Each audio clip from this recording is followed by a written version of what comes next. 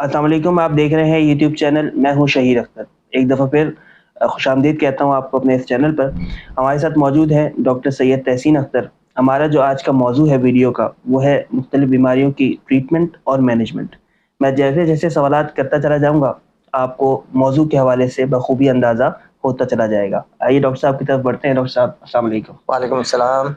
Doctor साहब, हम सुनते हैं मुख्तलिफ बीमारियों की ट्रीटमेंट नहीं है बल्कि उसकी मैनेजमेंट बीमारी की जाती है। ये ट्रीटमेंट और मैनेजमेंट क्या फ़र्क है इन दोनों लफ्ज़ में? हाँ, नहीं, ये आज आपने बेहतरीन सवाल किया है और इस सवाल का जवाब जो है अक्सर लोगों के पास नहीं है कि ट्रीटमेंट में और मैनेजमेंट में बेसिकली फ़र्क क्या है। जी। आम पब्लिक तो जानती नहीं है, लेकिन हमारे कुछ इस फील्ड से वाबस्ता लोग भी जो है ना, इस बारे में कुछ आगाही नहीं रखते। देखिए, बहुत आसान से मिसालों से ही समझा जा सकता है, बहुत ज़्यादा कोई हाई फाई डेफिनेशन में नहीं बताना चाह रहा। देखिए, ट्रीटमेंट क्या होती है। आपको साइनोसाइटिस हो गया, साइनसेस होते हैं, इन्फेक्शन हो गया, या गले का इन्फेक्शन हो गया, कोई बैक्टीरियल इन्फेक्शन, आप डॉक्टर के पास गए, उसने आपका चेकअप किया, मायना किया और कहा कि ये बैक्टीरियल इन्फेक्शन है और इसके लिए मैं आपको एक एंटीबायोटिक तजवीज़ कर देता हूँ, आप इसको फला फला डोज में ले लीजिए और इतने दिन तक ले लीजिए, आप ठीक हो जाएंगे। तो ये तो हुई ट्रीटमेंट कि एक मर्ज आया और उसकी कोई टारगेटेड ट्रीटमेंट दी गई और वो ठीक हो गया। सही। तो इसको कहते हैं ट्रीटमेंट। यहाँ मैनेजमेंट की कोई ज़रूरत नहीं थी। मैनेजमेंट कहाँ होता है?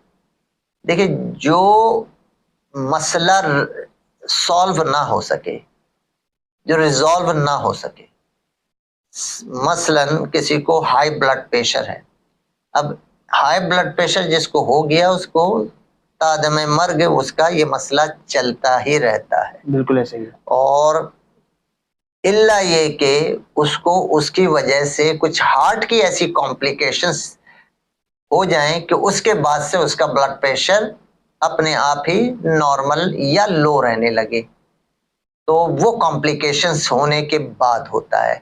लेकिन अमूमन ब्लड प्रेशर का मर्ज जिंदगी के साथ चलता है। तो ऐसी बीमारी जिसका इलाज मौजूद नहीं है उसको मैनेज किया जाता है, उसमें मैनेजमेंट दी जाती है।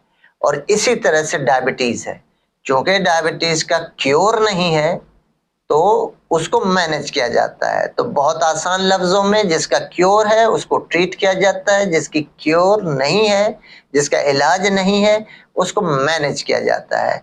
और ये मैनेज करना ज़रा मुश्किल मरहला होता है और इसके लिए ज़रूरी होता है कि इसको जो भी मैनेज करे उसने बाकायदा इसकी तालीम हासिल की हो और इसका उसके पास एक्सपीरियंस हो। सही।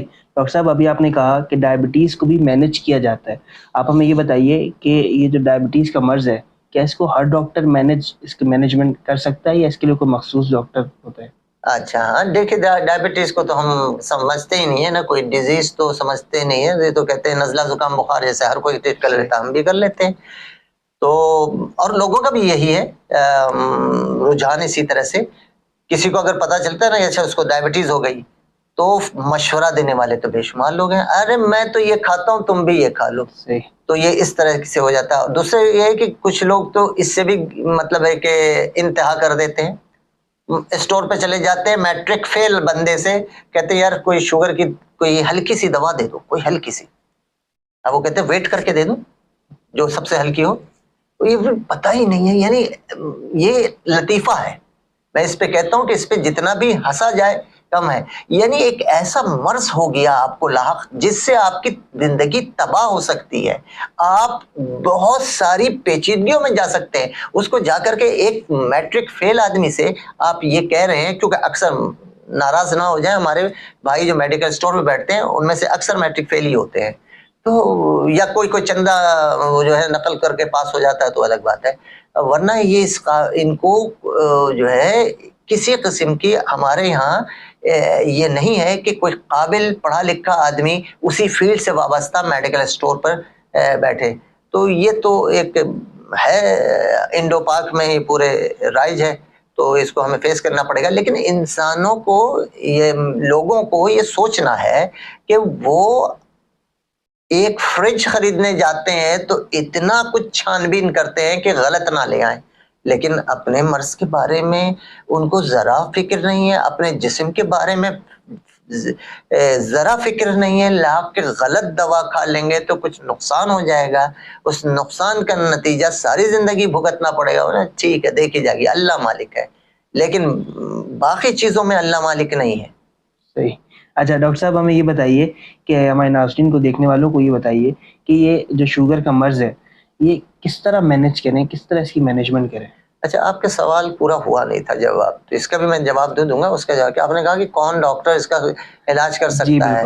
آج کل تو میں دیکھتا ہوں کہ جس کے پاس بھی آپ جائیے نا، جس ڈاکٹر کے پاس بھی، وہ شوگر کے مرض کو کہتا ہے یہ تو کوئی مسئلہ ہی نہیں ہے، میں تو کر لوں گا، بس چھوڑیں، آپ کہاں گئے ادھر ادھر جائیں گے، لائے میں آپ کو دوا لکھ دیتا ہوں. وہ دوا لکھ دیتے. اب وہ چاہے پلمونولوجسٹ ہو، چاہے کارڈیولوجسٹ ہو، چاہے نیورولوجسٹ ہو، اس کے بھی آپ پرسکرپشن میں دیکھیے گا کہ دوا لکھی بھی ہوتی ہے. اور یہ جو جنرل پریکٹیشنر ہیں یہ تو لکھتے ہی لکھتے ہیں. اور مسئلہ کیوں پیدا ہو رہا ہے؟ مسئلہ پیدا یہ ہو رہا ہے کہ مینجمنٹ دوا لکھنے کا نام نہیں ہے، ٹریٹمنٹ دوا لکھنے کا نام ہے. صحیح. جیسے میں نے بتایا کہ اگر کسی کو سائنوسائٹس ہو گئے تو بھائی اس کی چند دوائیں ہیں جو لکھ دی جائیں گی، اس سے وہ کیور ہو جائے گا. اللہ اللہ خیر صلی اللہ. صحیح. ٹھیک ہے. لیکن جس کو مینج کیا جاتا ہے اس کے لیے دوائیں لکھ دینے سے وہ چیز مینج نہیں ہوتی، اس کا ایک پورا پروٹوکول ہے. جب آپ نے وہ پروٹوکول زندگی میں کبھی ایک دفعہ بھی نہیں پڑھا، نہ کسی سے سنا، آپ کیسے ٹریٹ کرنے چلے جاتے ہیں؟ اور حتیٰ کہ یہ نہیں کہ وہ کسی اس معنوں میں جا رہے ہیں کہ بھائی وہ اپنے آپ کو بھی ٹریٹ کر رہے ہوتے ہیں. ڈائبٹیز ہو گئی نا، اب وہ کسر شان سمجھتے ہیں کہ میں تو خود ڈاکٹر ہوں نا. اب وہ ڈائبٹیز کی ABCD نہیں جانتے. وجہ یہ ہے کہ وہ سرجن ہے، ان کو ڈائبٹیز کی اتنی نوحہ ہی نہیں، لیکن اپنی ٹریٹمنٹ بھی خود کر رہے ہوتے ہیں. تو یہ نہیں ہے کہ کسی دوسروں کو نقصان پہنچاتے ہیں، اپنے آپ کو بھی نقصان پہنچا رہے ہوتے ہیں. یہ ہمارا مزاج ہے، ہم ایسے مزاج کے عادی ہو گئے ہیں. ہم مطلب کہ یہاں اسپیشلٹی کی کوئی قدر و قیمت ہی نہیں ہے. ایک اینڈوکرائنولوجسٹ صحیح معنوں میں ڈائبٹیز کو ٹریٹ کرنے کا حقدار ہوتا ہے.